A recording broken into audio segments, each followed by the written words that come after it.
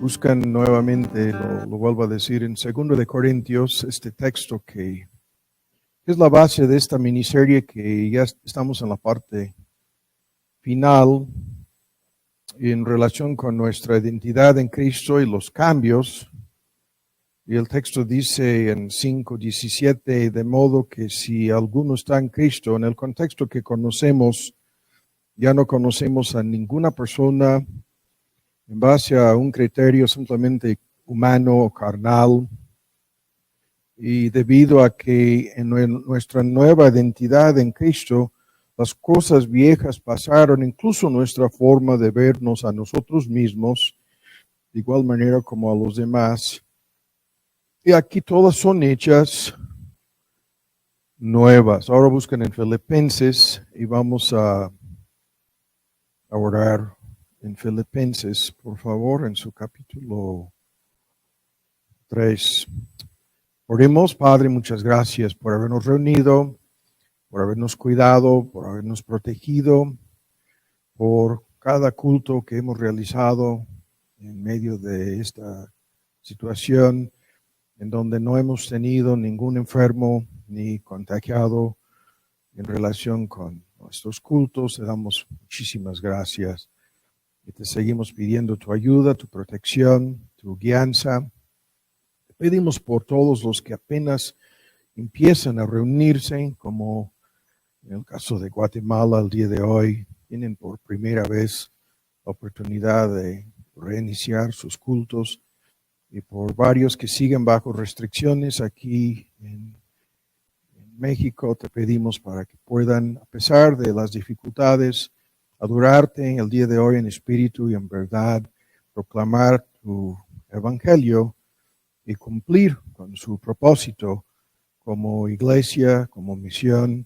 Te pedimos por todos los que están reunidos en esta hora en diferentes lugares, y en especial te pedimos por nuestro culto aquí en esta parte de la predicación, en donde te adoramos, prestando atención a tu palabra, escuchando tu voz y recibiendo la enseñanza y la aplicación que vamos a ver el día de hoy. Por eso te damos las gracias en el nombre de Cristo Jesús. Amén. Ahora el texto en Filipenses, por favor, si lo pueden buscar. Esto es un texto muy conocido, muy amplio en relación con sus implicaciones, y lo vamos a discutir el día de hoy en relación con nuestro tema. Ya lo tienen, y la lectura comienza en el primer versículo, Filipenses 3, en la versión antigua. Resta, hermanos, que os gocéis en el Señor. A mí, a la verdad, no es molesto el escribiros las mismas cosas, y para vosotros es seguro. Y este fenómeno, ¿no?, que comentábamos hace 8 días de nuestra memoria falible y la amnesia espiritual y la necesidad de volver a escuchar y volver a evaluar y volver a aplicar las cosas que en muchos casos ya las conocemos, es una tarea interminable en el contexto de cada iglesia.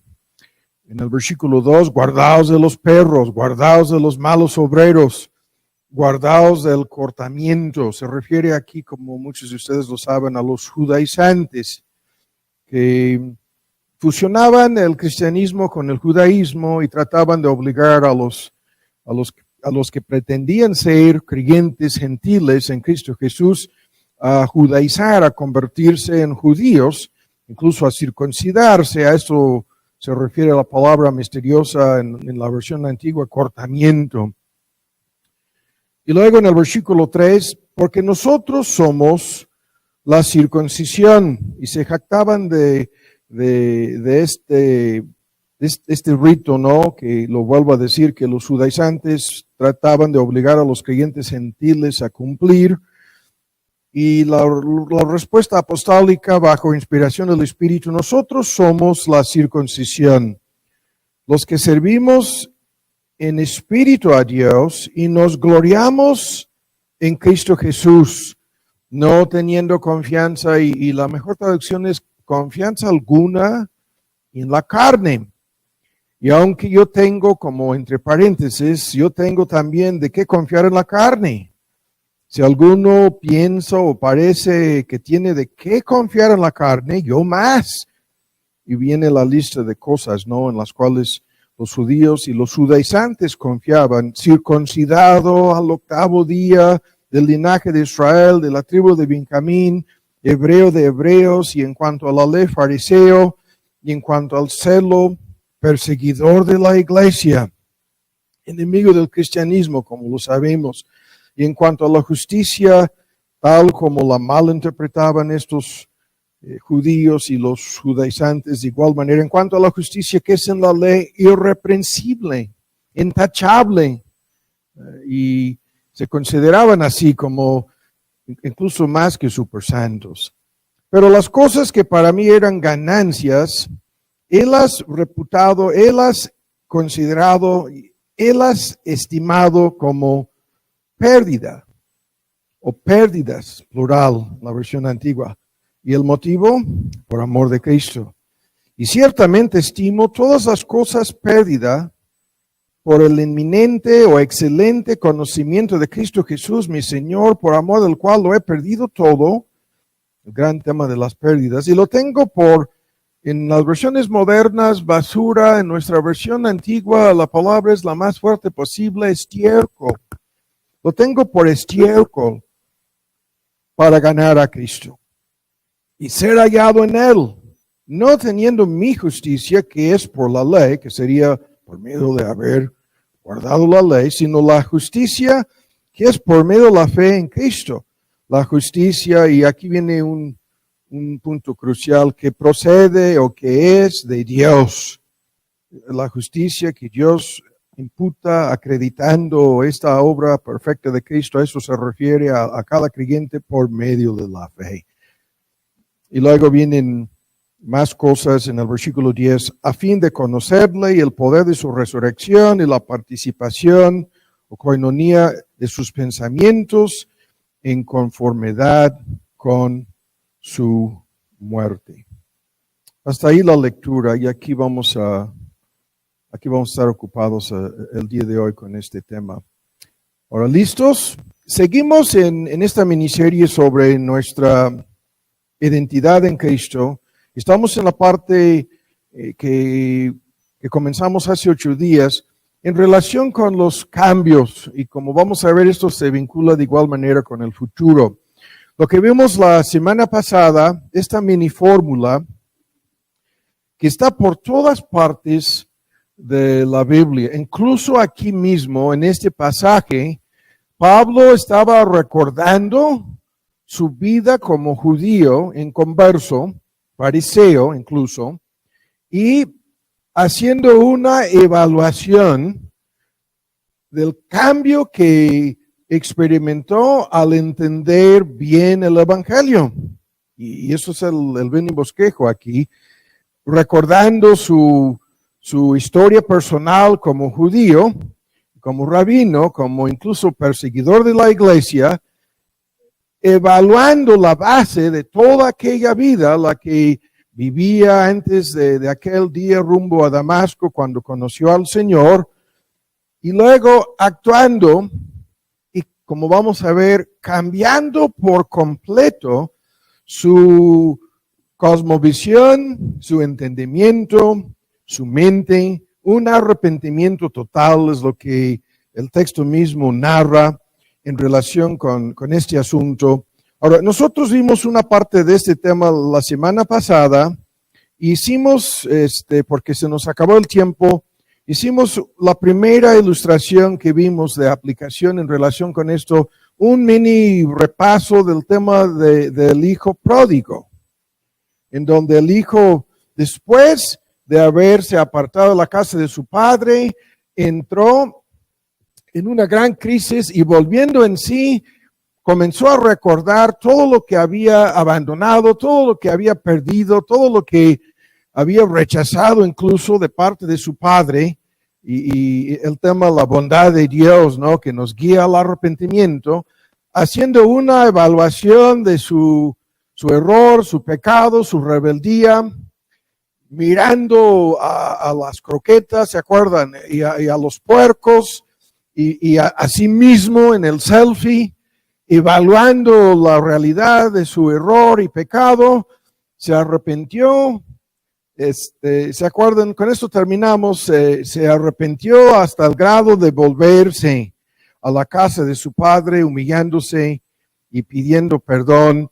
E incluso en su humillación, en su mansedumbre espiritual, se colocó al nivel más bajo, el gran cambio, ¿no? Salió exigiendo y demandando, dame todo, y luego regresa, hazme como uno de tus esclavos o obreros más humildes. Y fue recibido con el mejor vestido, con el anillo, con los zapatos, con la fiesta, y perdonado por su padre. Ese es el punto con el cual terminamos hace 8 días.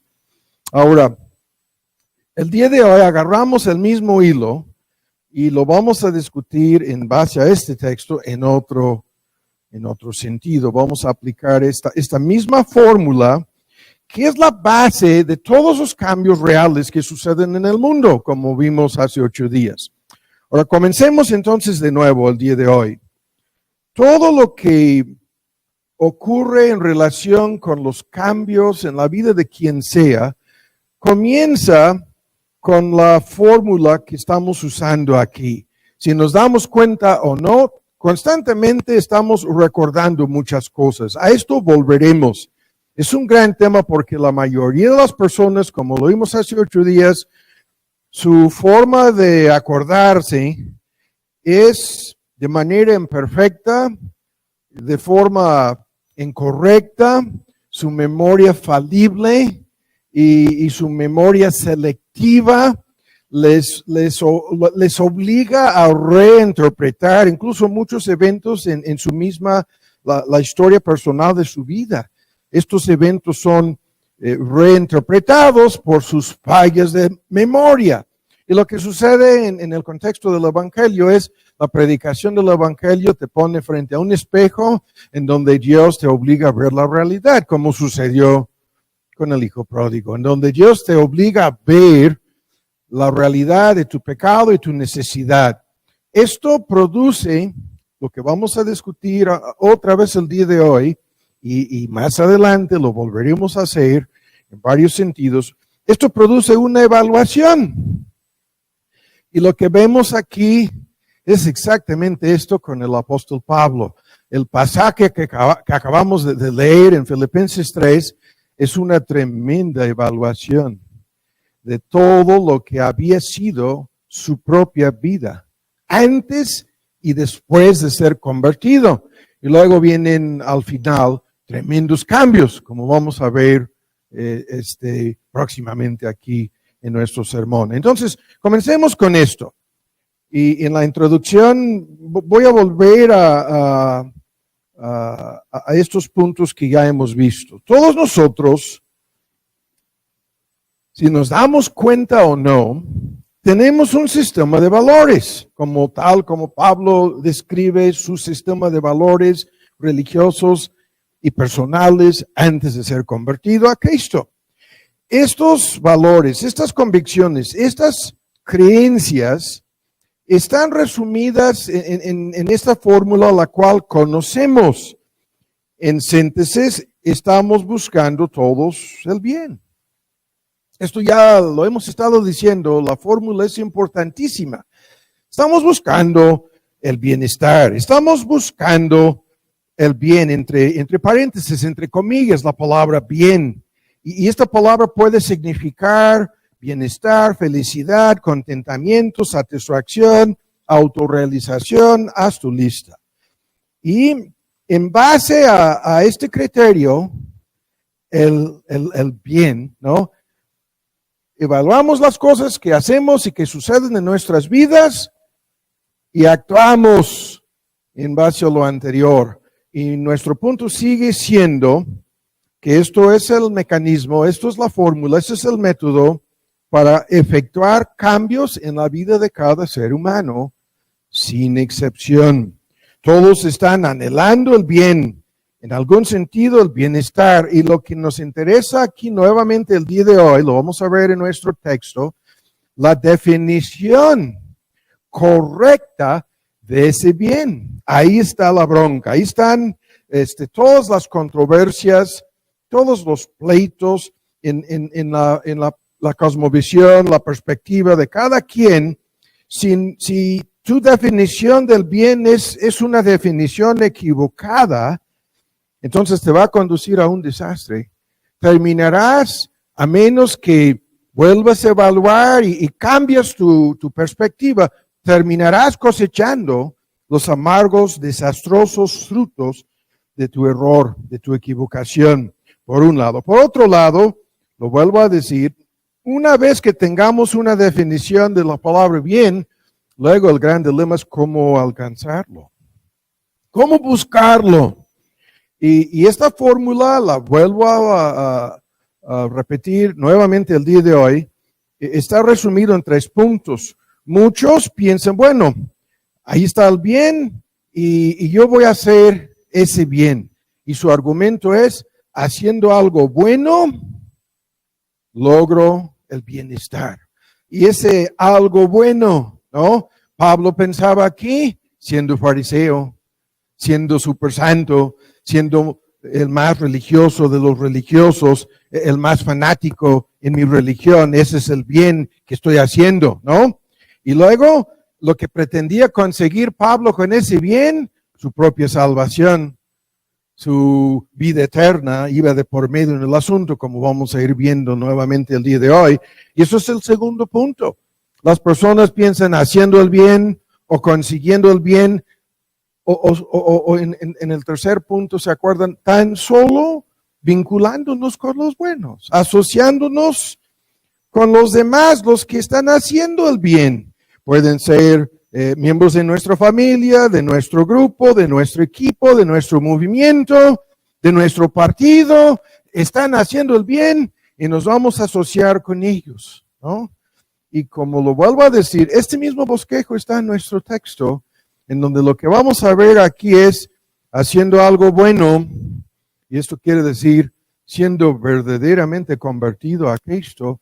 Pablo consiguió el bien, el perdón de sus pecados y la vida eterna, uniéndose con Cristo, vinculándose, asociándose, entregándose a su Señor. La misma fórmula que estamos señalando, la vamos a ver aquí en nuestro texto. Pero ahora en el resumen aquí, y que es la introducción, el otro asunto que ya mencioné es cómo definir ese bien. Aquí lo estoy ya anticipando el argumento, lo estoy haciendo en el contexto de la salvación del apóstol o la salvación de quien sea. Ese es el bien, al fin y al cabo, el máximo bien a nivel individual, a nivel personal, y al no alcanzar ese bien, al no ser salvados, al no ser personas rescatadas por medio de Cristo, estamos asegurando la miseria eterna, el desastre, la catástrofe que sobrevendrá a nosotros. En este sentido, el debate es lo que acabo de decir, ¿cómo definir ese bien? ¿Quién nos puede decir el significado verdadero de ese bien? Y yo lo estoy señalando aquí. Pablo, culminando su argumento, dice, conociendo a Cristo encontré el bien en su máxima dimensión, hasta el grado en que como aquel que encontró el tesoro escondido en la tierra, fue y vendió todo lo que tenía con el fin de conseguir ese tesoro. Y es en miniatura, en la parábola, ¿no? De la boca de nuestro Señor Jesús, la ilustración aplicada a la vida de Pablo. Pablo perdió todo lo que había tenido y lo que había considerado anteriormente como el bien, como el camino de salvación. Lo rechazó y cambió por completo su perspectiva del asunto. Ahora, en nuestro estudio anterior, en la primera parte del tema hace 8 días, pasamos a este detalle. ¿Cuál es el criterio para definir el bien? Nosotros estamos diciendo, anticipando lo que vamos a ver aquí, que ese bien es Dios. Es la verdad de Dios, es la obra y persona de Cristo, es la salvación de tu alma, que ese es el bien en su máxima definición, en el verdadero significado de la palabra bien. Encontramos la definición correcta a lo que todo el mundo anda buscando en la palabra de Dios. Y lo que tenemos que hacer aquí de introducción, y no voy a alargar el argumento, pero es importantísimo volver a insistir en este detalle. La crítica divina que vimos hace 8 días va dirigida a nosotros en una forma extraordinaria. Dios se acerca a nosotros recordándonos de lo que estoy señalando aquí, de que nosotros no hemos alcanzado el bien, de que nos hemos quedado tan cortos de ese bien, que es Dios mismo, lo vuelvo a decir, una relación personal correcta con Él, es el bien en su máxima dimensión, y se nos acerca diciéndonos que nos hemos equivocado en todo. ¿Se acuerdan ustedes del argumento? Es un punto al cual vamos a volver próximamente. La crítica entra a esta altura, como vamos a verlo en el texto de Filipenses 3. ¿Cuál crítica? La crítica es un juicio, es un veredicto pronunciado en contra de nosotros. Ese veredicto puede ser verdadero o falso.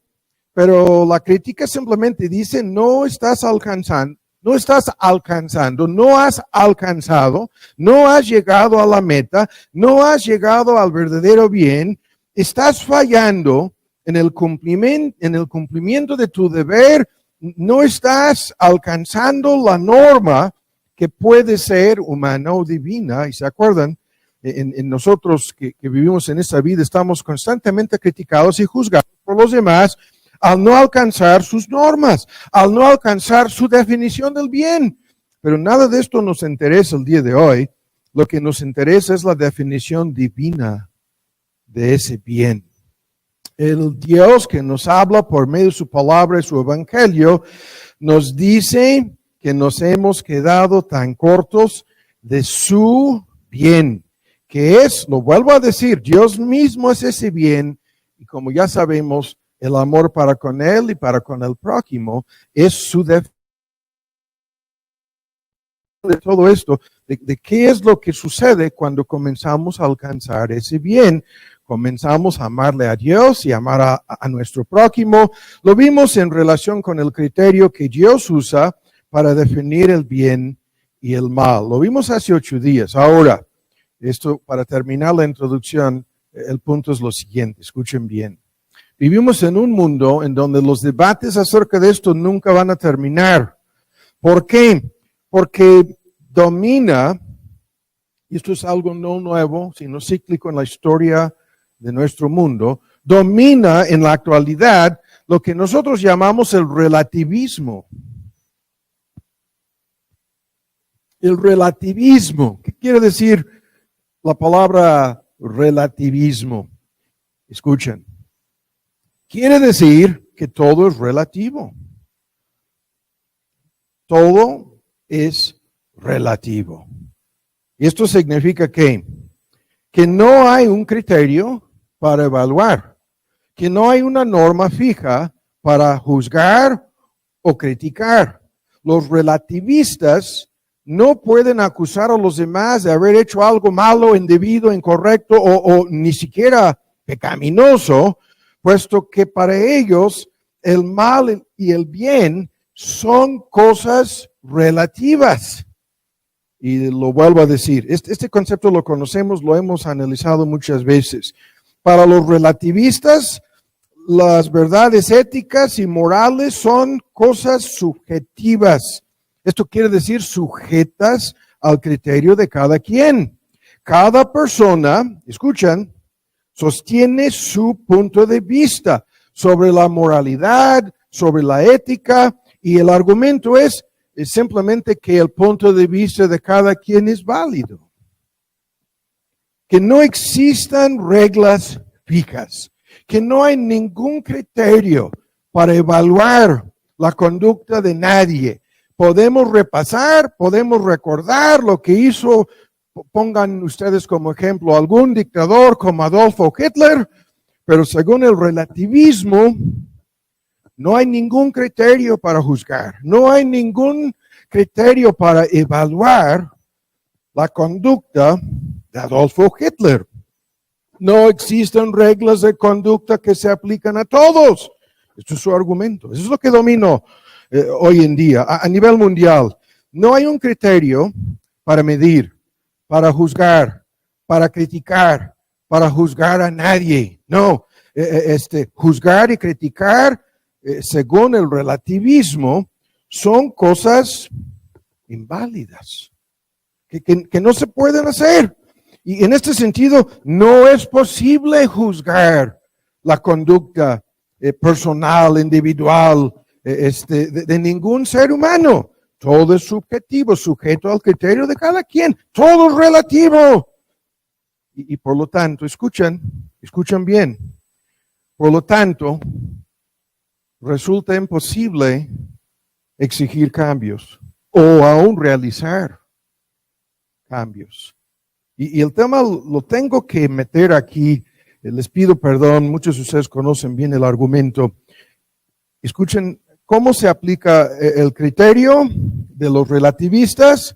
Destruye por completo este modelo que estamos diciendo que es el único que conduce a verdaderos cambios. Según su criterio, escuchen, el robo, el homicidio, el abuso de menores, el racismo, el machismo, la mentira, escuchen, la corrupción, pongan su lista, la inmoralidad, el adulterio, hagan su lista. Ninguna de estas cosas puede ser calificada como buena o mala. Incluso la mayoría de estas cosas se pueden justificar en un momento dado como cosas necesarias, sino en un momento dado cosas necesariamente buenas para mí. Quizás no para ti, pero si el robo, la corrupción a mí me está favoreciendo, puede ser algo buenísimo para mí. Aunque a ti te perjudique, eso es tu criterio. En mi criterio, no. Entonces el relativismo, escuchen bien, se queda sin una norma para evaluar las cosas, primero. Segundo, escuchen, por lo tanto, para que sean consistentes y congruentes, pero no lo son, los relativistas no pueden quejarse. No pueden levantar ninguna oposición, objeción, menos queja en contra de lo que alguna persona hace. No existe un criterio para criticar. No existe una regla fija para decir, te quedaste corto de la regla. Las reglas no existen. La ley de Dios no existe. Lo vimos hace 8 días. Las verdades morales y absolutas tampoco existen.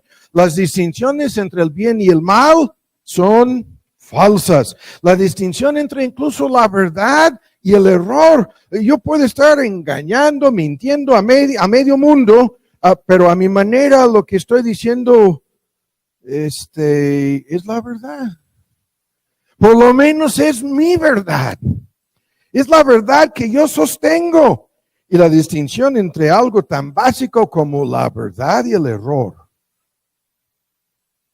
no existe. No hay ningún estándar, ninguna norma objetiva de conducta, ética o moralidad. Todas las normas de ética y moralidad dependen de las circunstancias, dependen de la situación, dependen de cada quien.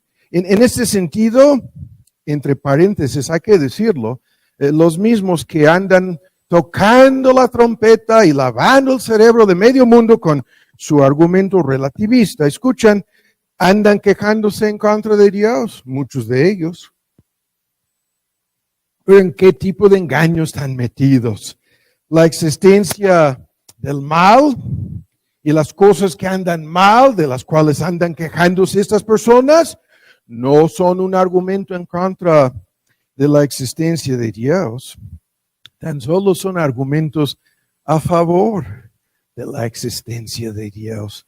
Puesto que si el mal existe, forzosamente el bien también existe. Pero el bien no puede existir sin Dios. Esto lo digo entre paréntesis. El próximo punto es este, hay que apurarnos. Para los relativistas, escuchen, es imposible criticar, juzgar, de igual manera alabar a los demás. ¿Criticar en base a qué? Alabar o recompensar o premiar en base a cuál criterio. No es posible alabar a ninguna persona a menos que haya algún criterio para calificar lo que esta persona ha hecho. Las cosas son totalmente subjetivas y esto es lo que, para los que nunca lo han entendido, en el primer mundo, a nivel académico, hay un gran movimiento que no es tan solo de ahora, en donde no quieren que ningún alumno se sujete a ningún examen. No puede haber nada como reprobar el examen, pasar el examen o calificar al alumno. No. Y desde primaria y secundaria, ningún examen, ninguna prueba, ningún criterio de por medio en el asunto. Y nos quieren decir, estas son las mejores escuelas de vanguardia. Ajá. El relativismo no puede acusar a nadie de haber fallado. Nadie reprobado. Nadie puede ser acusado ni siquiera de injusticia, menos de discriminación, menos de falta de equidad. Estos conceptos de justicia, de discriminación y de equidad dependen de un criterio, pero no hay ningún criterio para los relativistas. Y lo que estamos mostrando aquí otra vez es la ceguera espiritual del mundo en converso, la locura, la necedad, la estupidez de estas mismas personas que pretenden ser muy inteligentes. No, sus conceptos son absurdos y al mismo tiempo andan exigiendo, andan acusando, andan señalando, andan criticando a nivel socioeconómico, a nivel ideológico, a nivel político, a nivel religioso, incluso andan haciendo todo lo que su mismo criterio dice que no se puede hacer. Hablar de algo equitativo, hablar de acabar con la discriminación, hablar de una distribución, un trato equitativo en relación con impuestos, recursos, utilidades, oportunidades, talentos, dones. ¿En base a qué? O quejarse de que no se está distribuyendo algo de manera. ¿En base a qué? Enojarse, llenarse de celos, de coraje, de envidia, porque no me están tratando a nivel político, socioeconómico, como yo lo exijo. Todo el asunto es absurdo. En un mundo relativista, nadie puede hacer nada para acusar a nadie. Y por lo tanto, escuchen, nada puede cambiar. Y nada va a cambiar. Y nunca habrá ningún cambio para mejorar, transformar, librar, rescatar, salvar. Nada. No, el relativismo no puede mejorar ni cambiar a nadie. Y en las sociedades en donde es generación tras generación tras generación, en donde se repitan los mismísimos errores, los mismísimos, lo que voy a decir aquí, pecados, los mismísimos errores y pecados siguen dominando. Es algo generacional, cultural, una tras otra generación. No hay ningún cambio en el carácter, en la moralidad, en la conducta de los ciudadanos ni de los gobernantes. Porque no existe ningún criterio para cambiar, o ni siquiera para definir la moralidad. Tuvimos el lío aquí con un ex dirigente de este país diciendo que la corrupción en México es una parte de la cultura y la ADN del pueblo mexicano.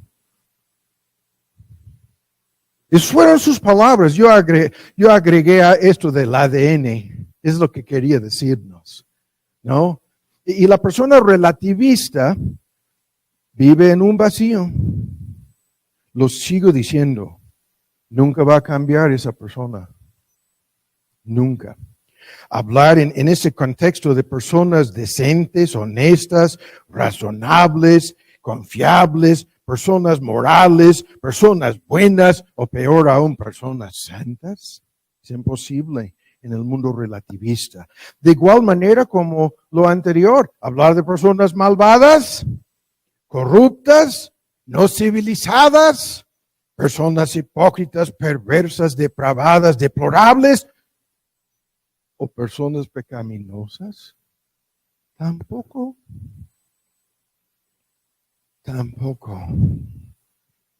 Y este punto, y les pido perdón, hay que tomarlo en cuenta en lo que estamos señalando aquí, porque de inmediato lo que vemos es el argumento del domingo pasado. Si no hay un criterio para evaluar lo que andamos recordando acerca de nuestra vida, o la vida de otros, o la vida nacional de quien sea, nunca vamos a actuar correctamente, menos cambiar. Esa es la vida de cada persona en conversa, en miniatura. Y agrego lo siguiente, escuchen, ahora buscan en 2 Corintios 10. Agrego lo siguiente, lo vimos hace 8 días de paso, y tan solo de paso lo comento el día de hoy. No pierdan de vista Filipenses. Ahora vamos a 2 Corintios 10. Hay un criterio grabado en la conciencia de cada ser humano. Desde un principio, su conciencia funciona como ley. Eso es el criterio. Esa es la norma, esa es la regla. Y juez, haciendo la aplicación, evaluando la conducta, recordando el bien o el mal que hicimos. Y la conciencia que tiene esta capacidad de obligarnos a evaluarnos y llevar a cabo un juicio propio. La capacidad de conocernos a nosotros mismos, evaluando el bien y el mal en nuestras vidas a la luz de la ley de Dios escrita sobre nuestra conciencia, ¿no? Y el papel de la conciencia, en donde las exigencias son la ley moral de Dios, de amar a Dios y al prójimo. Es algo grabado. La palabra técnica en Romanos 2, es la ley de Dios escrita sobre el corazón de cada ser humano. Y en forma automática, de manera independiente, funciona nuestra conciencia que nos está velando, espiando, llevando siempre el récord, siempre el registro, siempre capaz de recordarnos en cualquier momento de cualquier falla en donde nos quedamos cortos de la norma. Y esto en tu vida es un proceso continuo en donde tus pensamientos, deseos, hechos y palabras están sujetos al criterio de un testigo oculto, un testigo que te está vigilando, un testigo que está registrando lo que haces, lo que piensas, lo que anhelas, lo que deseas. Y la función de la conciencia en esto es la de producir remordimiento, inquietud, tristeza, convicción de culpa, incluso en un momento dado tremenda vergüenza y desesperación en el corazón de cada persona. Y esto es un tema que lo mencioné hace 8 días, en donde la función de la conciencia es la de aplicar este criterio, en síntesis, a la vida de cada quien, aunque la están constantemente sofocando, suprimiendo y acallando su misma conciencia, de todas maneras, ahí está. Y las evidencias de que esto es así son más que contundentes. En síntesis, escuchen algunas evidencias de lo anterior. El hecho de que tantas personas pretenden defender su conducta pecaminosa, cambiando los términos. Lo que vimos hace 8 días, el hombre en su ser, en su saber, en el querer, está sujeto a Dios, en su ser como criatura, en su entendimiento, tan solo lo que Dios le permite saber y entender. Esa es la definición de todas las cosas, la que Dios da, y en lo que hemos de hacer y querer, todo este paquete está grabado en la conciencia, en el corazón de cada persona en conversa, pero las personas, para justificar su conducta, se dedican a cambiar las cosas.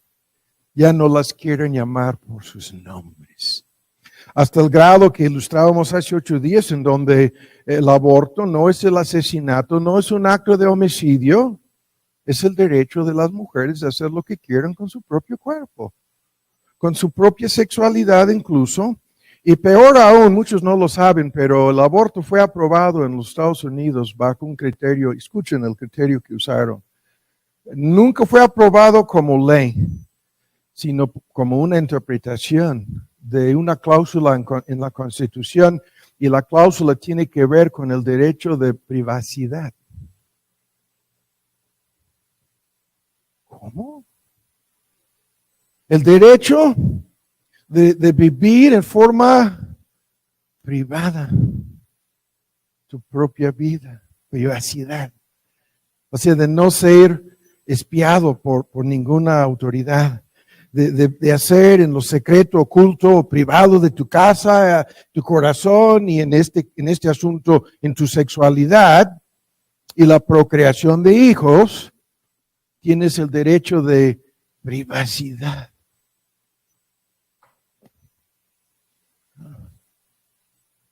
¿Cómo? Es la base para dar luz verde a la madre para matar a su propia criatura. Sí. Llamando las cosas por su nombre.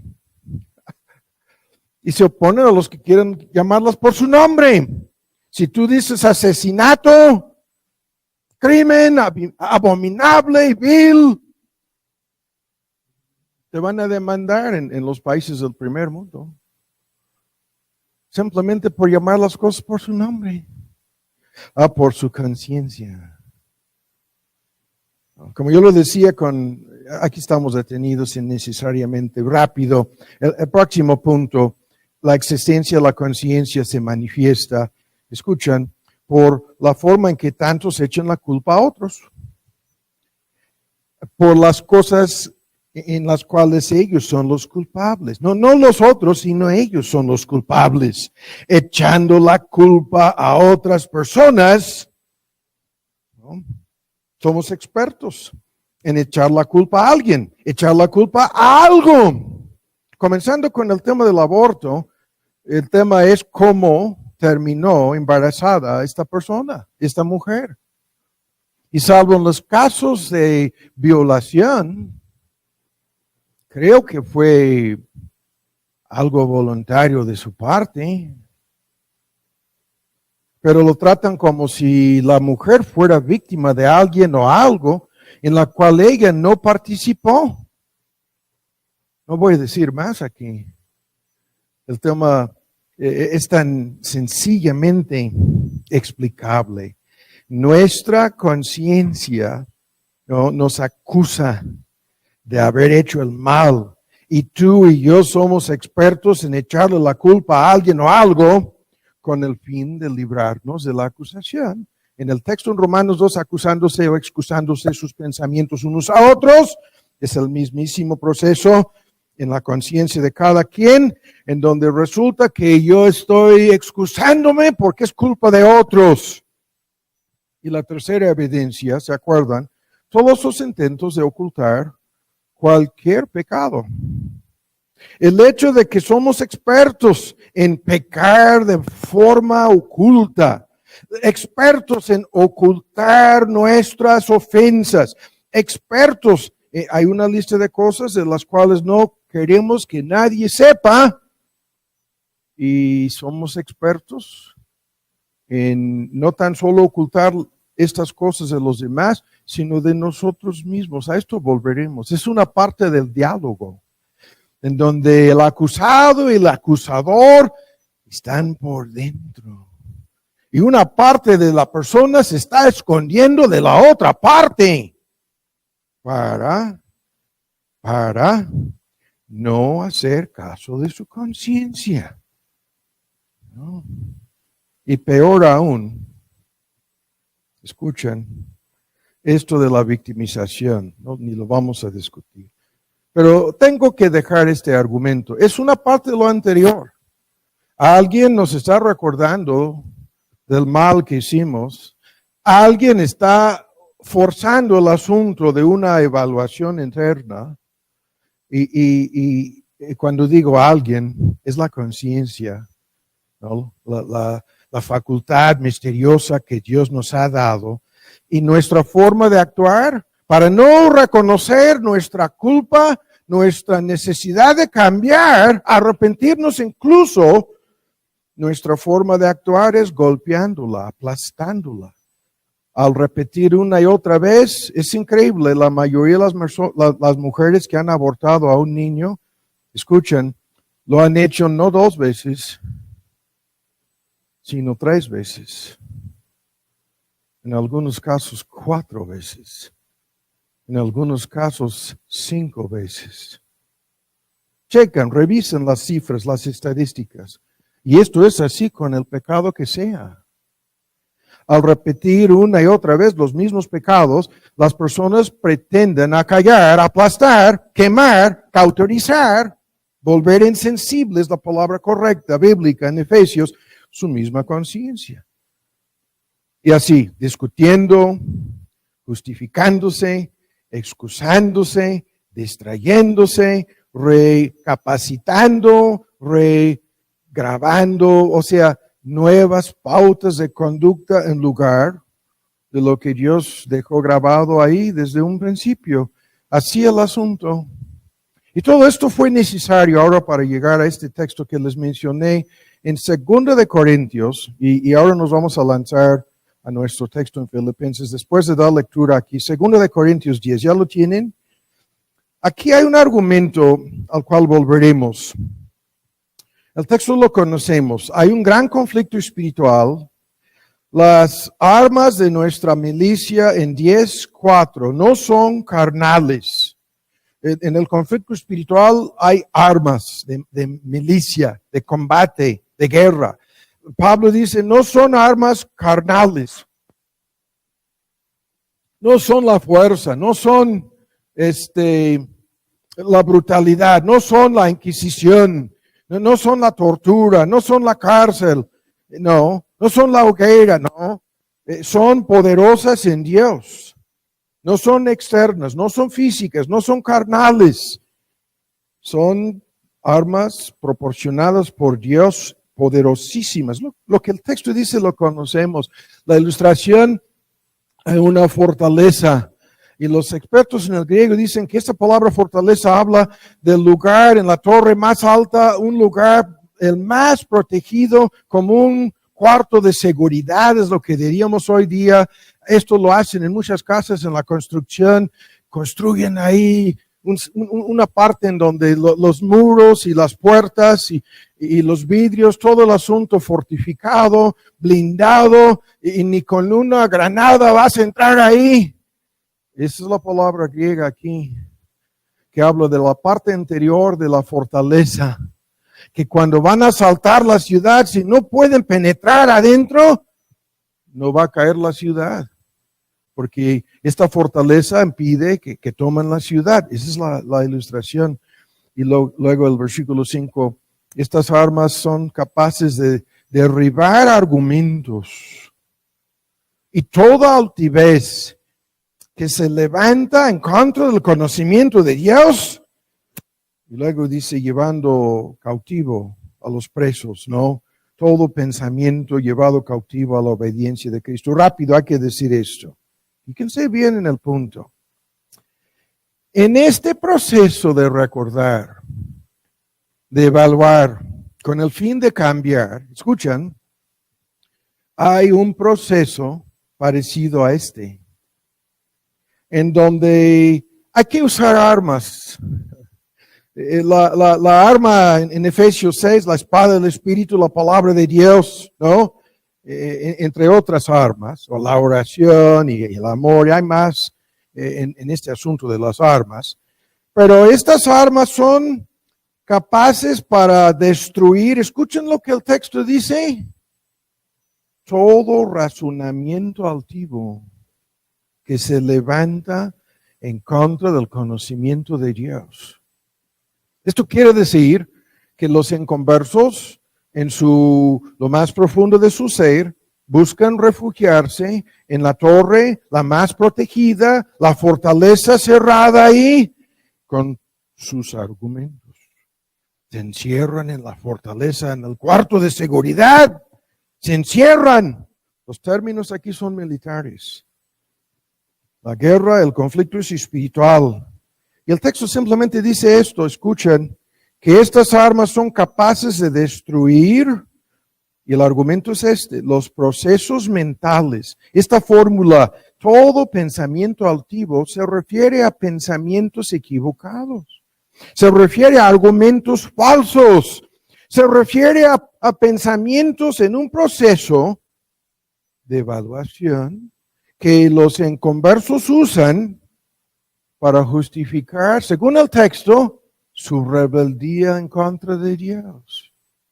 Son los argumentos usados para mantenerse en rebeldía, para justificarse en su oposición a su Creador. Y el texto dice, hay algo más poderoso que sus argumentos. Hay algo más poderoso que el castillo, la fortaleza, ¿no? El lugar en donde piensan que están bien protegidos.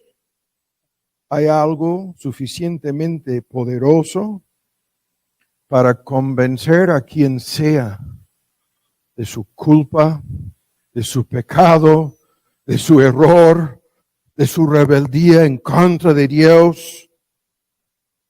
Hay algo poderosísimo, tan poderoso como para acabar con sus argumentos, tan poderoso como para silenciar sus pensamientos. La palabra altivo en la versión moderna es de soberbia. Algo tan poderoso como para poner fin a toda la lucha que están realizando por dentro en contra de Dios y conducirles a la submisión. Esto de cada pensamiento llevado cautivo ¿a qué? A la obediencia. ¿La obediencia a quién? A la obediencia a Cristo. La obediencia de Cristo. Dios es el único capaz de actuar. Y lo comentábamos hace 8 días. Esto es porque nadie se convierte a sí mismo. Es porque cada persona convertida sabe que Dios intervino. Dios le obligó a recordar su verdadera condición y necesidad. Dios le condujo a hacer una evaluación y Dios doblegó su voluntad, obligando a la persona a actuar. Y como lo vimos con el hijo pródigo, a arrepentirse. ¿No? Entonces, con razón estamos detenidos con este argumento. Porque esto es la forma en que todos sus cambios sucedan. Y la vida cristiana es un proceso continuo de cambios que comienzan con esto. Y que continúen con esto. Ahora en Filipenses, llegamos al tema, ¿no? En Filipenses, vuelvan a nuestro texto. Ahora, el tiempo se nos está yendo y aquí vamos a estar acampados en el tiempo que nos resta. ¿Listos? El texto lo vimos al principio. Pablo describe, en respuesta a los judaizantes, describe su propia conversión a Cristo, recordando lo que había sido su vida pasada, haciendo aquí mismo, como vamos a ver en un momento, una evaluación del significado de su vida antes de ser creyente y explicando a nosotros cómo él actuó y cómo en el texto seguía actuando con toda una serie de cambios. Que este proceso produjeron estos cambios, el proceso produjo estos cambios en su vida. Ahora, rápido, hay muchas cosas aquí y las vamos a ir analizando, vamos a ver hasta cuál punto llegamos en el tiempo que nos resta. Aquí tenemos uno de los pasajes más conocidos del Nuevo Testamento y en relación con lo que sucedió con Pablo lo vamos a analizar. El texto comienza con estas tremendas advertencias en contra de los que ya hemos señalado como los judaizantes. La triste historia de los judaizantes está bien narrada en Hechos 15 y otros textos en el Nuevo Testamento. Y Pablo comienza con la advertencia: tengan cuidado de estos, tengan mucho cuidado, cuídense de estos. Y luego las palabras son en un juicio, una evaluación acertada. Estos son perros. Estos son malos obreros, estos son mutiladores de la carne, y sin discutir todo el contexto y el trasfondo aquí, el argumento es muy sencillo. Estos perros, dice Pablo, andan por todos lados como perros salvajes que andan sueltos, sin amo, buscando, vagando por las calles, buscando a quien atacar. Son malos obreros, obreros fraudulentos, son los que en el contexto del Nuevo Testamento predican otro evangelio. Andan destruyendo, andan perjudicando, andan engañando, son maestros falsos que andan pervertiendo el evangelio, predicando un mensaje que en vez de salvar, tan solo condena a los que creen dicho mensaje. Tengan mucho cuidado de estos. Y hay un contexto aquí que estamos brincando en síntesis. Escuchen, el argumento lo conocemos. Todos los que predican un evangelio falso, un camino equivocado de salvación, son iguales a esto. Son enemigos de Dios, son enemigos de Cristo, son enemigos de las almas. Y la forma en que Pablo trató con ellos es más que contundente. Incluso podríamos vincular estas sectas, todas las cuales crean, como los judíos en aquel entonces y los fariseos, en la salvación por obras. Ese es el tema en el trasfondo del argumento. Todas las sectas, comenzando con la católica, todas las demás, las modernas, adventistas, testigos, mormones y otras sectas, todas están de acuerdo con los judaizantes en el concepto de salvación por medio de obras, por medio de ritos, por medio de ceremonias, por medio de méritos propios. Están todos de acuerdo. Y todos se oponen a la gracia de Dios. Se oponen a la justificación por la fe, se oponen a la salvación por gracia. Y el tema aquí es muy sencillo. Estas sectas antiguas y modernas están por todos lados. Enseñan a los seres humanos a hacer lo que el texto dice, a confiar en la carne. A confiar en la carne. ¿Qué quiere decir esto? A confiar en lo que yo hago, a confiar en lo que yo pretendo lograr, a confiar en algo en mí. Confían en sí mismos. Y esto es lo que vemos por todos lados en todas estas sectas. Enseñan a sus feligreses a confiar en algo que el hombre puede hacer para salvarse a sí mismo. Y la respuesta apostólica es contundente.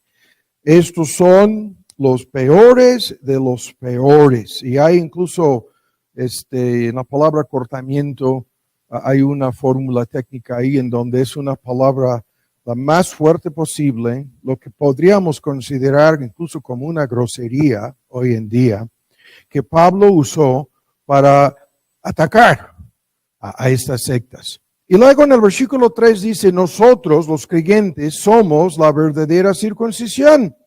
Y rápido, hay que resumir muchas cosas aquí.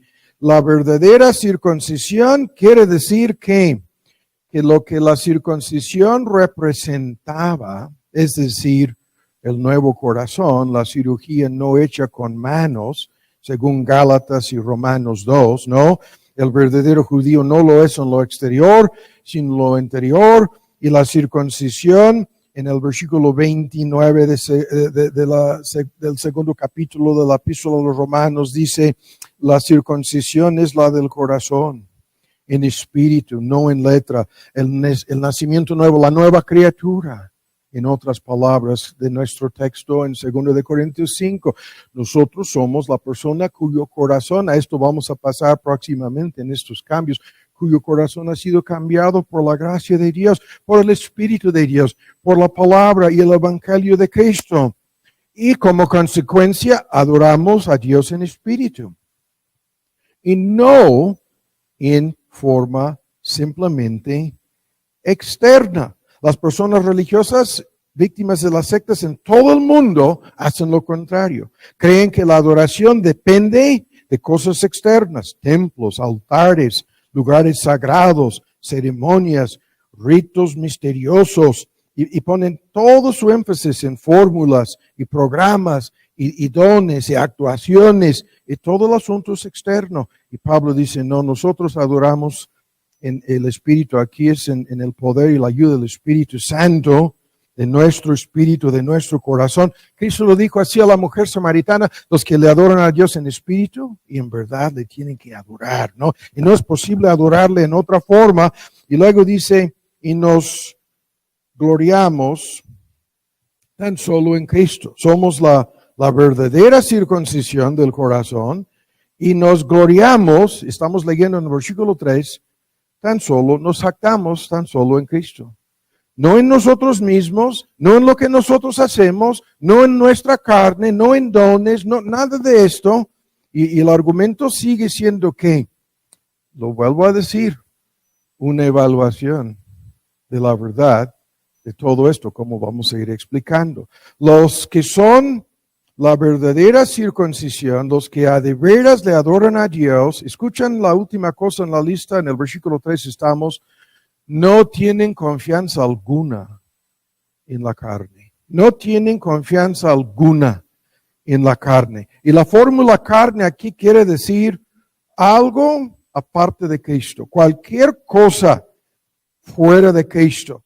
Cualquier cosa en la cual una persona pone su esperanza de salvación. La lista aquí es interminable. Las personas que confían en logros humanos, en méritos humanos, en distinciones humanas, de raza, de descendencia, de privilegios religiosos, incluso las personas que confían en su moralidad, las personas que confían en ser buena gente, la gente buena según lo que todo el mundo piensa, esa es la gente que Dios va a aceptar, que Dios va a salvar, y esa confianza es totalmente falsa. Cualquier cosa fuera de Cristo es confianza en la carne, confianza en el hombre, confianza en los méritos humanos, los esfuerzos humanos. Muchos tan solo en la voluntad humana confían. Yo no quiero perderme, Dios no lo va a permitir. Yo por la fuerza de mi libre albedrío voy a forzar el asunto y voy a entrar al cielo. Dios tiene que aceptarme tal como soy. Y el punto, los verdaderos creyentes han entendido algo. Y lo que han entendido les ha hecho, les ha obligado a hacer esta evaluación y esta evaluación les ha hecho personas que ya no confían en nada de esto. Y el argumento entonces comienza así. Luego, escuchan, nos da una lista de cosas en las cuales Pablo mismo confiaba antes. La lista la conocemos. Y hay que resumir rápido, hay muchas cosas en la lista, pero hay que resumir a grandes rasgos los puntos. En el versículo 4 dice, si alguien tuviera algún motivo para confiar en su carne, yo más. Si alguien pudiera salvarse en base a estas cosas, yo sería el primero salvado. Si la confianza en algunas de estas cosas me llevaría al cielo, yo habría logrado ir al cielo ya. Pero vean la lista. Dice, circuncidado al 8º día, ¿no? Conforme a la ley mosaica. Y los judaizantes que enfatizaban tanto la necesidad de circuncidarse, y Pablo contesta, yo soy un hombre circuncidado. Si la circuncisión pudiera salvar, yo habría sido salvado así. Hoy en día es el bautismo. En la mayoría de los contextos de iglesias protestantes, igual como la católica, creen en el bautismo infantil. Y creen que el bautismo infantil de alguna manera logra la salvación de alguien. Nosotros vivimos en un país en donde yo me atrevo a decir que es el 98,9% de la gente que fue bautizada por lo que ellos llaman el bautismo, que no lo es, ¿no? Como infantes recién nacidos por aspersión de agua por encima de su cabeza. Y si esto podría salvar, todos los que viven en este país serían salvos, ¿no? Y luego, del linaje de Israel. ¿Qué es esto? Más de lo mismo. Los judíos y los judaizantes confiaban en su descendencia. Vivimos en un país católico y somos descendientes de cuántas generaciones de católicos. Y lo que fue si fue tan importante para mis papás y para mis abuelos y para mis bisabuelos, y si fue suficiente para ellos, el hecho de haber nacido así es suficiente para salvarme a mí. Así piensa la gente. En su criterio falso, en su error. Y luego, más acertadamente, de la tribu de Benjamín, hay muchas cosas aquí en donde, como benjamita, Pablo era uno de los más auténticos, sin discutir los que regresaron del cautiverio en Babilonia y las genealogías y descendencias. Termina con que yo soy hebreo de hebreos, y en cuanto a la ley, fariseo. Y la fórmula hebreo de hebreos, conservamos el idioma, conservamos las tradiciones, conservamos, ¿no?, los ritos y todo lo que está en la ley mosaica. Somos de los más puros, de pura sangre somos. Y en su descendencia y genealogía confiaban los judíos como hasta el día de hoy. Y termina con que soy fariseo, de la más rigurosa, la más estricta secta dentro del judaísmo en aquel entonces, los separatistas, los super espirituales, los más santos de los santos. Y su argumento, en mi celo religioso he demostrado todo lo anterior, persiguiendo a la iglesia enemiga de Jehová Elohim del Antiguo Testamento, esa iglesia que reconoce un impostor, un Mesías farsante. Yo soy perseguidor de esa iglesia. No, esto es Pablo recordando su forma de entender todo esto antes del gran cambio, ¿no? Y termina con, en cuanto a la justicia señalada en la ley mosaica, irreprensible. ¿Se acuerdan ustedes de esto? Es todo el argumento en gran medida entre Cristo y los líderes religiosos de aquel entonces. Habían mal interpretado la ley y habían cambiado la ley. Y se fijaban tan solo en la letra de la ley. Y conforme a su falsa interpretación de la ley, se consideraban como irreprensibles, como personas que ya habían ganado y merecido la salvación. Y confiaban en su propia justicia, en conformidad con una interpretación errónea de la ley de Dios, creyendo que ya se habían salvado así. Por lo tanto, cuando llega Cristo y les está recordando de que no, cuando llega Cristo y en su ministerio público está haciendo una evaluación para ver si han cumplido Oh, no. Cuando llega nuestro Señor Jesús y les está criticando y juzgando y pronunciando el veredicto en su contra, cuando nuestro Señor Jesús habla de ellos y les tacha de guías ciegos, de hipócritas, de sepulcros blanqueados, incluso se empurecieron en contra de Él. Y el tema va por este camino. Habían reducido la ley mosaica a algo tan sencillo como para ser algo externo. No soy culpable de homicidio, entonces tengo que llegar al cielo. ¿Qué es esto? Es una justicia superficial, externa, en donde la ley de Dios exige amor para con el prójimo. Cada hora, cada momento, cada segundo. Pero estos judíos decían, no, como no saqué la pistola y no maté al fulano que ahí ya se muerto, está tirado, pero yo no le disparé, yo no soy culpable. Y en este sentido, interpretaban y falsificaban la ley de Dios para sentirse como personas ya merecedoras del cielo. Como todas las personas religiosas engañadas hacen lo mismo a nivel mundial. Entonces, esto es el trasfondo del asunto. Y de inmediato lo que nos interesa es el cambio y la evaluación. Y en esto nos vamos a fijar para concluir el día de hoy. Ahora, vean, vamos a seguir leyendo. Hasta el versículo 7 llegamos. Pero las cosas que para mí eran ganancias. Esa es la versión antigua. Las cosas que eran tan importantes para mí como para que por medio de ellas yo creía que había ganado la salvación. Vean, Él las considerado, Él las reputado, como la versión antigua dice, pérdidas. La versión actualizada las considero ahora como cosas que no tienen valor alguno. Algo sucedió para cambiar por completo la mente de Pablo. Dios abrió sus ojos. Dios le dio una perspectiva totalmente distinta de la realidad. Dios le condujo incluso a arrepentirse de lo anterior. Y esto es lo que nos interesa. ¿Cómo sucedió esto? Nosotros sabemos que esto es lo que sucedió con el hijo pródigo, en un contexto distinto. Aquí lo estamos viendo con uno de los más religiosos, si no el más religioso hombre de aquel entonces. ¿Qué sucedió? Se dio cuenta de su error. Se dio cuenta de que estaba equivocado. Sucedió un cambio en su forma de ver y entender todo el asunto, comenzando con cómo se veía a sí mismo, su forma de ver a sí mismo, su forma de ver a Dios, su forma de ver sus pecados cambió por completo. Hizo una evaluación del asunto y termina con el veredicto.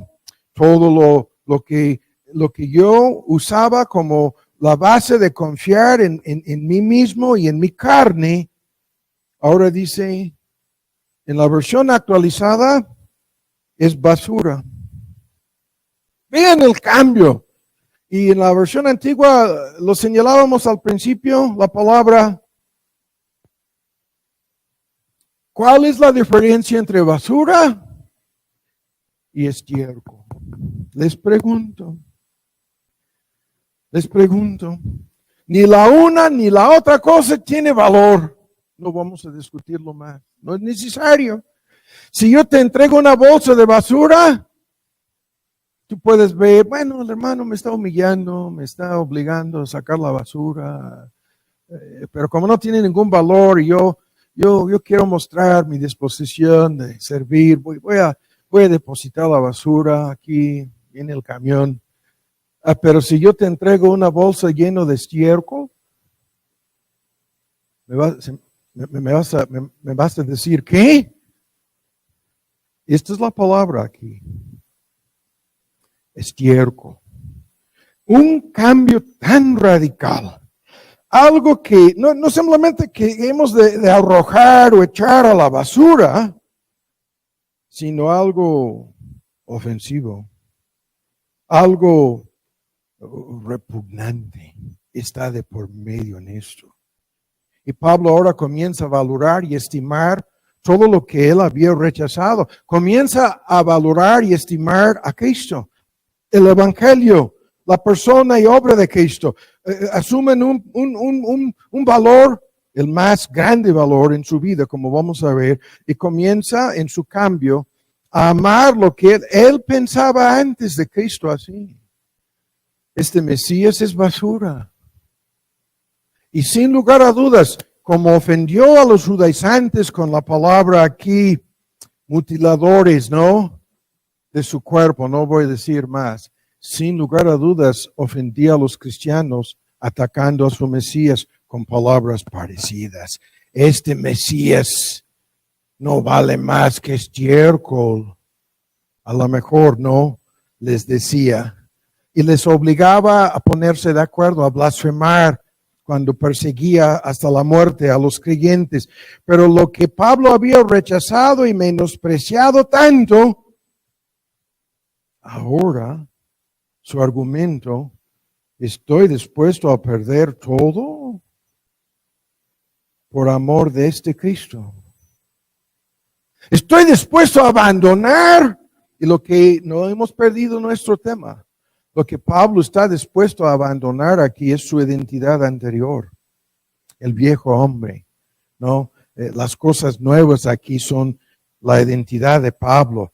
Lo que Pablo estimaba antes, su puesto en el judaísmo, la gran influencia que tenía como maestro destacado, su identidad como el más santo perseguidor de la secta que seguía al Mesías farsante, al supuesto Cristo, y en su vana confianza en su carne, se jactaba de todo aquello. Y ahora está más que dispuesto a perderlo todo. Ahora esto quiere decir en su nueva evaluación y actuación que va a perder su nombre. Ahora el nombre de Pablo se convierte en una palabra vulgar. Ahora su mismo nombre se convierte en una palabra ofensiva en la boca de los judíos. Ahora Pablo mismo lo tachaban casi como nosotros lo entendemos, lo escuchábamos entre semana con el nombre de Judas. Este hombre es un Judas entre nosotros. Y perdió de inmediato su autoridad, su influencia, sus pertenencias. Se convirtió en el hombre más odiado, más rechazado.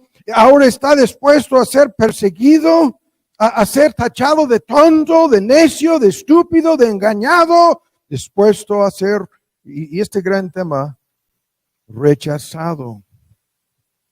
Ahora está dispuesto a ser rechazado. Es un tema al cual vamos a volver en esta parte sobre los cambios. Rechazado por su familia. Ahora sí. Rechazado. ¿Cómo han de haber reaccionado sus padres? Rechazado por sus seres queridos y sus amigos. Rechazado por completo. Hasta algunos creen que miembros de su familia andaban cazándolo y buscando matarlo. Está dispuesto a vivir ahora fuera de las filas del judaísmo. Está dispuesto a ir al mundo gentil y a vivir entre los gentiles. Ahora está dispuesto a trabajar con sus propias manos y a ser tachado de traidor, traidor a su patria, traidor a su pueblo, enemigo de Dios incluso. Y la pregunta, ¿por qué? ¿No? ¿Por qué este cambio? Y eso es nuestro tema. Porque Pablo hizo una evaluación. Pablo volvió a pensar, a recapacitar. Y en su recapacitación, todo el asunto cambió. Todo el asunto cambió. Y cuando nos preguntamos por qué, la respuesta es la que ya sabemos. Se dio cuenta Pablo de que ninguna de estas cosas en las cuales él confiaba antes, ningún rito, ninguna ceremonia, ni el hecho de guardar el sábado, ni sus obras de justicia, ni su fidelidad a la ley mosaica, ni sus buenas intenciones serían suficientes para salvar su alma.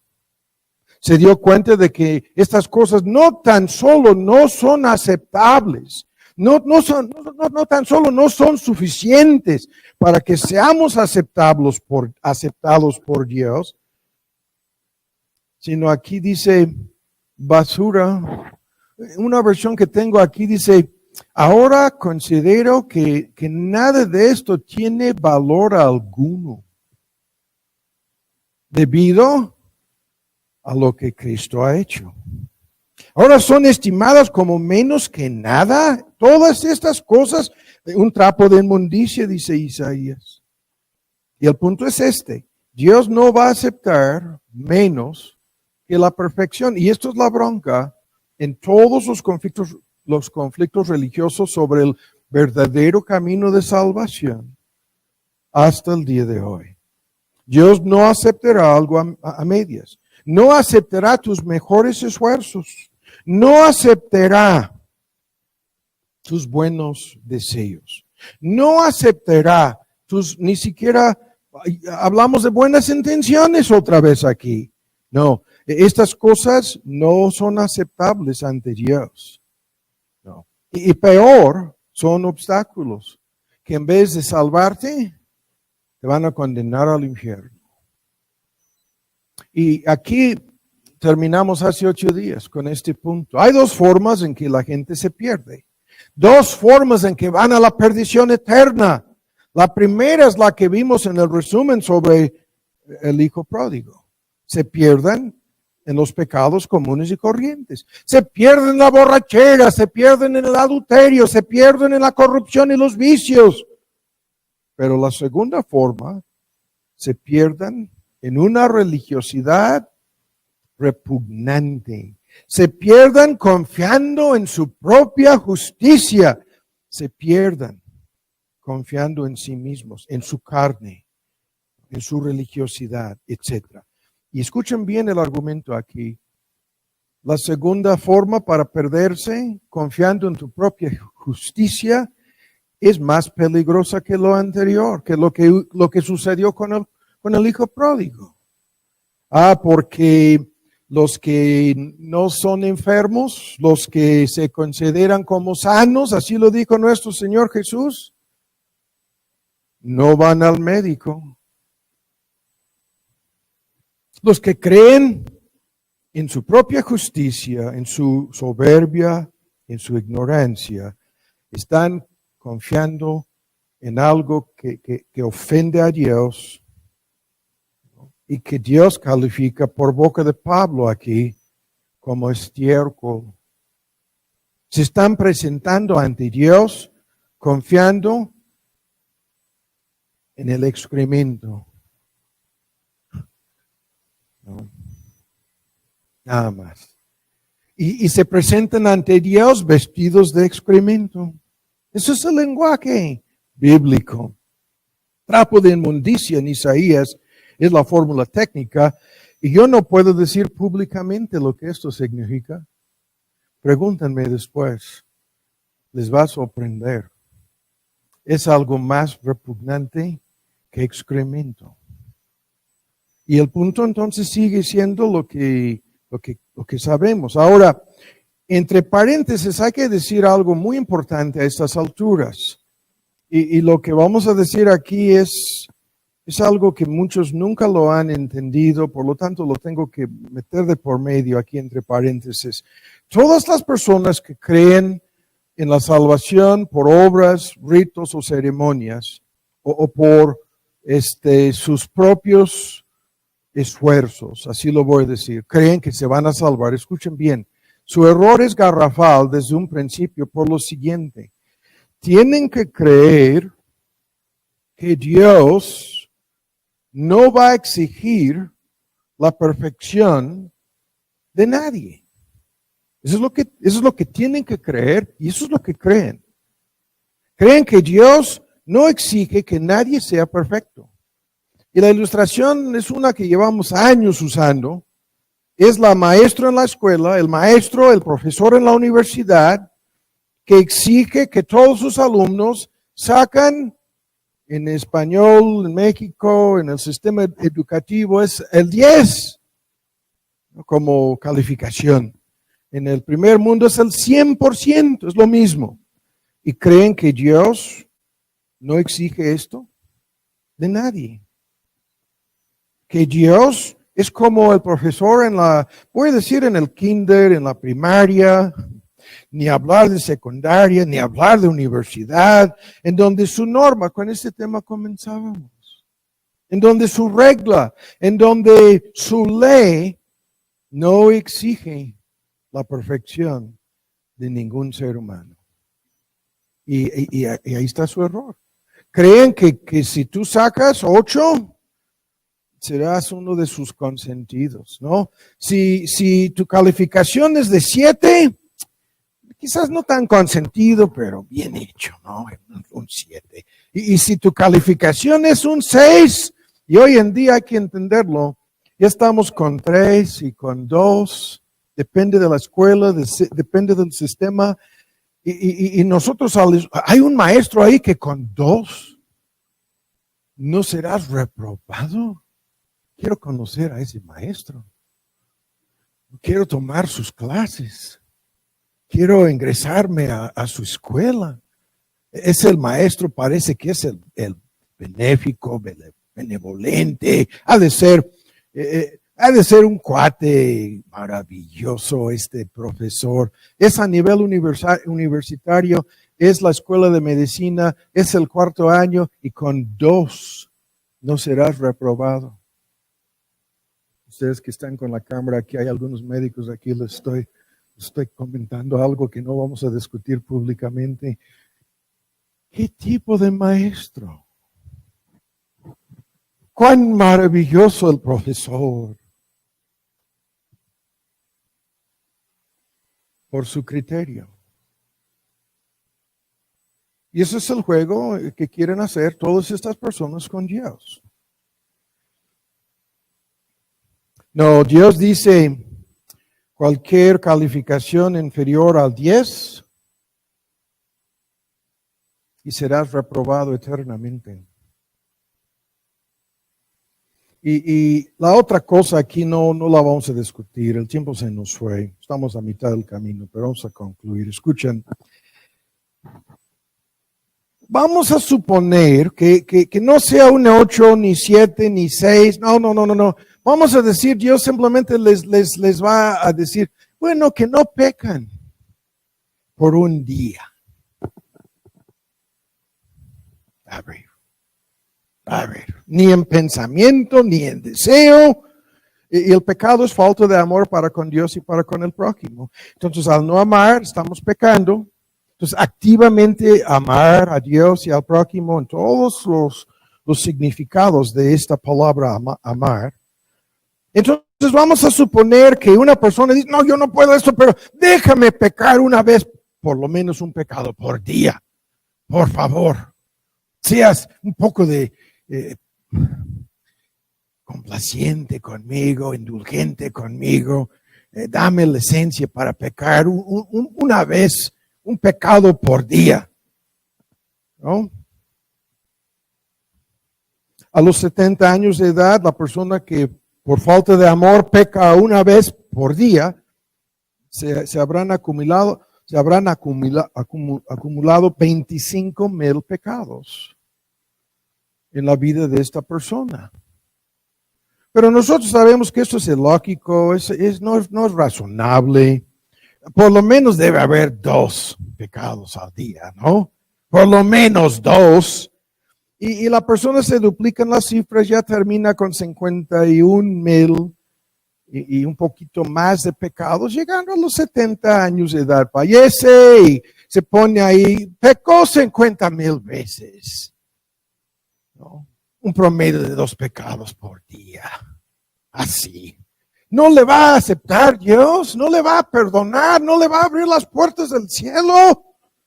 No, pero eso me suena como tampoco muy lógico.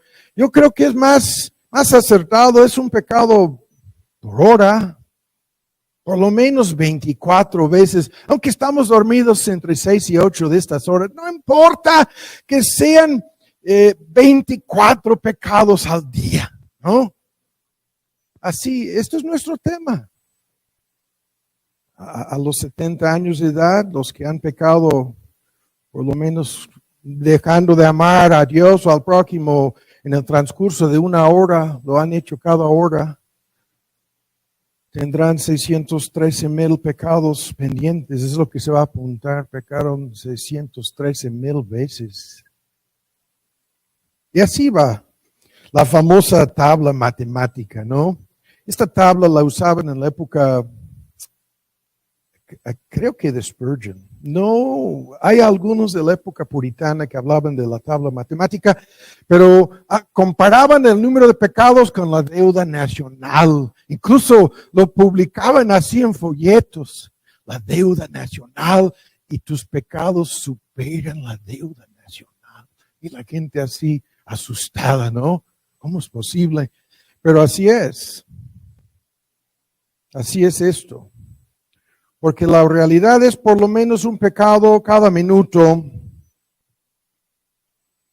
Que a los 50 años de edad ya tienes 26 millones de pecados pendientes. ¿No? Tan solo a mitad del camino, a 50 años de edad, 26 millones de pecados. Pero si la verdad es que a cada instante, al no amar a Dios y al prójimo, estamos pecando, a cada segundo, cada momento, las cifras rebasan 1,000 millones. A los 30 años de edad, la persona se está acercando, son 946 millones, se está acercando a 1,000 millones de pecados ya, y apenas tiene 30 años de edad. Para rebasar los 2,000 millones de pecados a los 70 años de edad. Y comencemos de nuevo. Hay que comenzar de nuevo aquí. El criterio que estamos usando, murió la persona a la hora de su fallecimiento, vamos a suponer que Dios publicara la lista de pecados. No, hay 5 libros que se van a abrir en el día de juicio. Libro de los escogidos de Dios, entre paréntesis, en donde los nombres fueron escritos antes de la fundación del mundo. Libro de los vivientes. Es un tipo de registro civil. De ese libro, todos los nombres de los inconversos que mueren sus pecados, sus nombres serán borrados del libro de los vivientes. Hay otro libro, hay 5, hay otro libro en donde está este registro. Así es el asunto. Un libro de contabilidad, en donde hay un cálculo exacto del número de pecados que fueron cometidos por la persona, llegando al instante de su muerte. Y la evaluación y el juicio será realizado en cuanto a los que murieron sin Cristo. Así será la evaluación. Y salen con que, no, yo tengo una justicia propia, la cual Pablo dice aquí es basura. ¿O con estiércol pretendes pagar la deuda pendiente de estos pecados? ¿Con tu estiércol vas a liquidar la deuda? Esa es la respuesta divina. Y el tema sigue siendo ¿qué? ¿Cuál erróneo? ¿Cuán errados están en su concepto de Dios? Y así termino. Estas personas confían en una justicia, escuchan las fórmulas aquí, basada en ritos, basada en ceremonias, basada en bautismo infantil, increíblemente. Confían en una justicia basada en la carne, distinciones de raza, privilegios y logros humanos, méritos humanos incluso.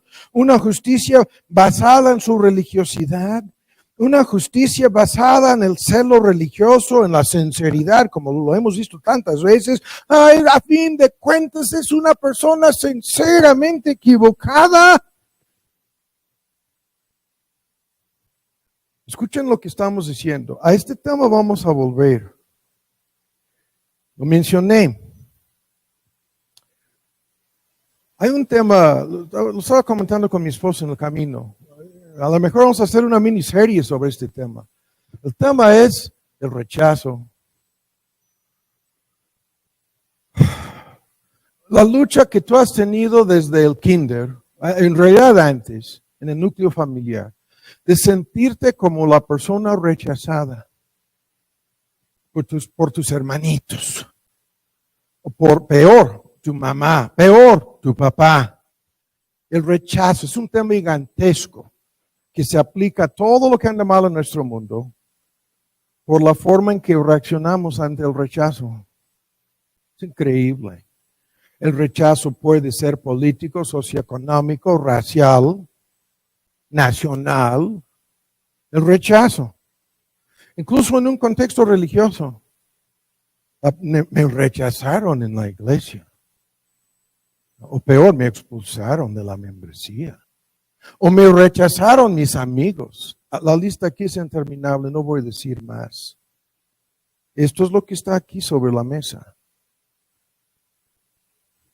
¿Aceptará alguna persona Dios? ¿Alguna persona será aceptada por Dios en base a una justicia a medias? ¿En base a una justicia parcial? No. Y el tema aquí de no confiando en mi justicia. Ese es el punto al cual Pablo llega. Dice, rechazo todo lo anterior y no quiero ser hallado confiando en mi justicia. No, dice, ya no. Es lo que Dios va a usar para rechazar y condenarme eternamente. A eso llega Pablo en su evaluación de esto. Pero la gente hoy en día, escuchan, más que dispuesta a confiar en su propia justicia. Hasta este grado confían en una justicia natural, lo que hemos estado diciendo 1000 veces aquí, en ser buenas gentes. Yo soy una de las buenas personas. ¿Qué es lo que decíamos al principio? El bien. Yo soy el bien. Yo estoy haciendo el bien. Los demás quieren asociarse, quieren afiliarse conmigo porque yo soy el bueno. Y confían en una justicia natural. La mayoría confían en una justicia negativa. Estos temas son tan importantes. ¿Qué es una justicia negativa? La justicia propia es, me apoyo en mi propia justicia, mis esfuerzos para obedecer. Pero la justicia negativa es simplemente, yo no soy tan malo, tan malvado, no soy narco, no soy sicario. Depende del contexto. No soy político. No soy rico. ¿De veras? No soy tan malo como muchos lo son. Ese es su criterio. La justicia negativa, la justicia religiosa o la justicia pasiva. He sufrido tanto. He sufrido y la lista de cosas, estamos brincando aquí. Aquí está nuestro famoso tema de las pérdidas. Todo esto está aquí. Lo que en la versión antigua se traduce como pérdidas. Estas cosas las he perdido. Son pérdidas para mí, dice Pablo. Pero esto es la justicia pasiva de cantidad de gente que dice, estoy sufriendo. ¿No? En alguna medida. He sufrido muchísimo. ¿Y la lista? Desde el matrimonio infeliz, hasta el divorcio, hasta los hijos rebeldes, hasta la discriminación, puede ser racial, socioeconómica, hasta, y la lista es interminable, en donde resultan ser víctimas. Y han sufrido. Y puede ser incluso en un contexto religioso. Me encarcelaron por ser testigo de Jehová en Rusia. O me encarcelaron en la China comunista. Millones están encarcelados porque son musulmanes, de una secta musulmana incluso. La justicia pasiva en donde yo me expongo a sufrir todas las injusticias que me han llegado a lo largo de mi vida. Y la idea de que Dios pudiera rechazarme, reprobarme, y todo el mundo dentro de sí pensando, otros sí los pudiera reprobar, a mí no. El peor engaño. El peor engaño. Y el tiempo se nos fue, por eso voy a concluir. Hay más aquí. No, llegamos a mitad del camino. Pero hay que terminar con esto. Su argumento es, vean, reputo la versión antigua, estimo, evalúo y concluyo que el versículo 8, todas las cosas en las cuales Pablo confiaba como pérdida, singular ahora, como una gran pérdida, por el eminente conocimiento de Cristo Jesús, el nombre técnico, el Cristo, el Mesías, el hombre Jesús, el ungido, técnicamente de ahí viene la palabra Cristo, mi Señor, por amor del cual lo he perdido todo. Viene el cambio. Entre paréntesis, lo tenemos que pasar por alto, a esto volveremos. Por amor de esta persona. ¿Cuál amor? Es desde un principio, nosotros le amamos a Él porque Él nos amó primero, por su amor para con Cristo. Por el privilegio de conocer, se llama este conocimiento la excelencia. En la versión antigua, el eminente conocimiento. El conocimiento que supera cualquier otro conocimiento. Porque conocer a Cristo es conocer a Dios. El que me ha visto a mí ha visto a Dios en el misterio de la Trinidad. Y conocer a Cristo es la vida eterna. Lo que Pablo estaba buscando. Con todo lo anterior. Lo recibió conociendo a Cristo. Aquel día rumbo a Damasco. Cuando cayó de rodillas y le reconoció como su Señor. Y ahí termina el argumento. ¿No? Así termina el argumento. Pero para concluir nos interesa un solo detalle.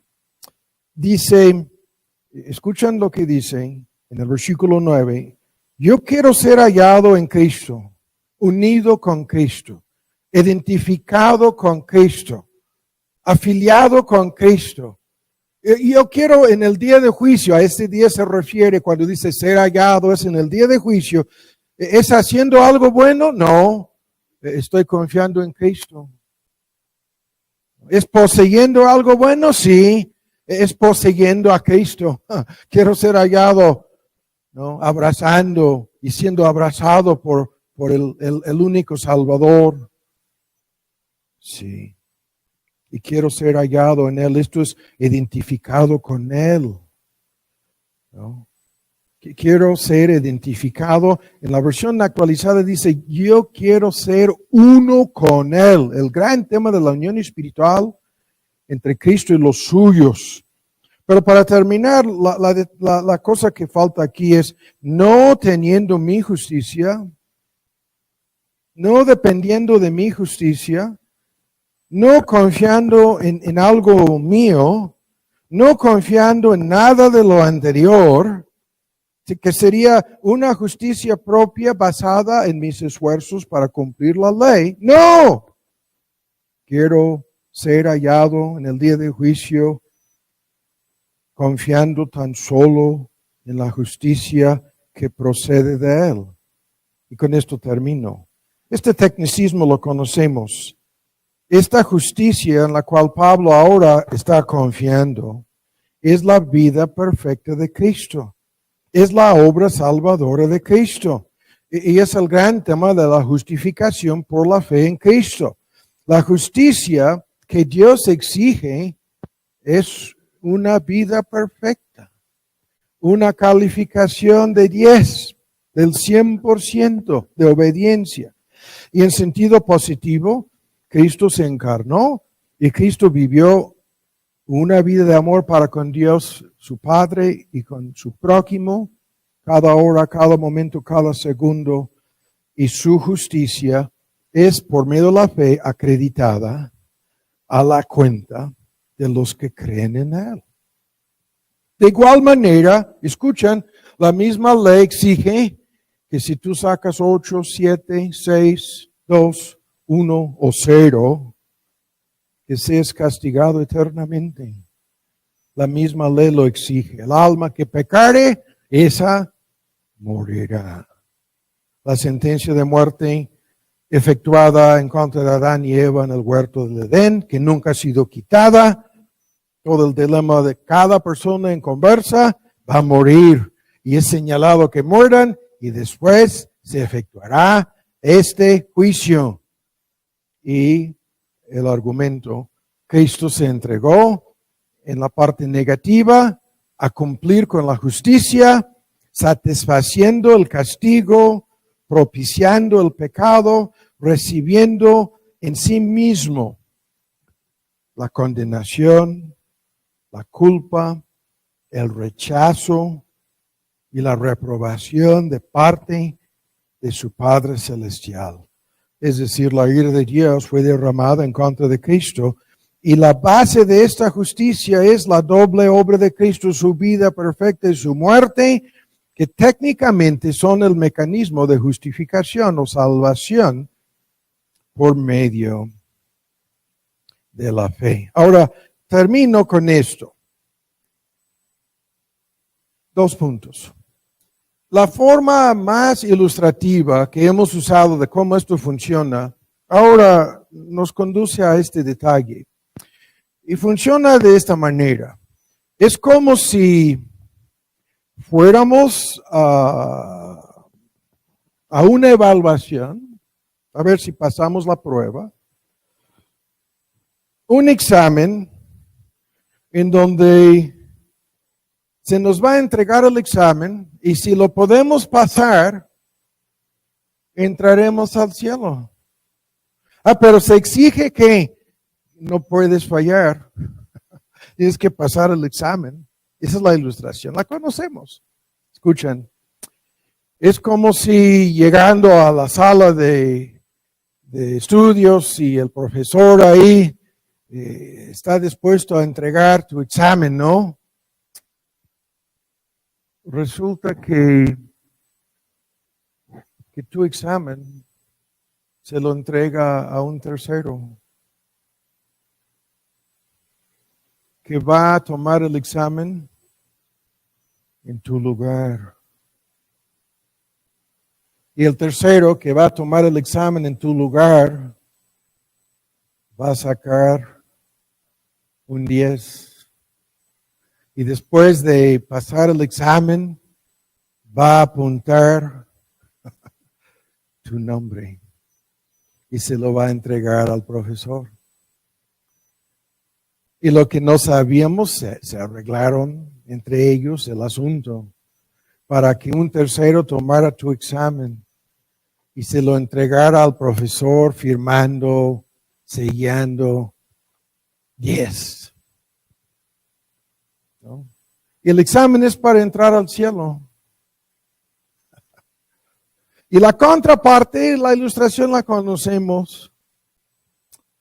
Pero el verdadero examen, en donde tú sacaste 0, se lo entrega a este tercero y él apunta su nombre. Apunta su nombre. No tu nombre, su nombre. Y el profesor recibe lo que es de veras tu examen, pero que él firmó y llama a que lo llevan a ese tercero a la reprobación que tú deberías haber recibido. Así funciona esto. Así es el misterio para muchos, la gloria y la gracia del Evangelio.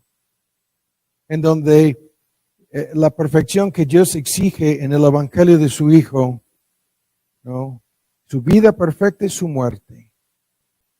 Recibimos esta perfección acreditada, en este punto puesto a la cuenta nuestra.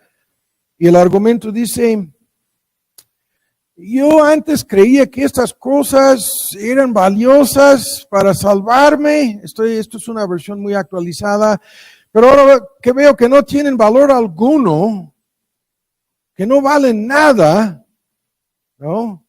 Entonces dice, estoy confiando tan solo, no en mí mismo, sino en la justicia de Cristo, lo que Él ha hecho para salvarme. En esto estoy confiando y en esto estoy gloriándome.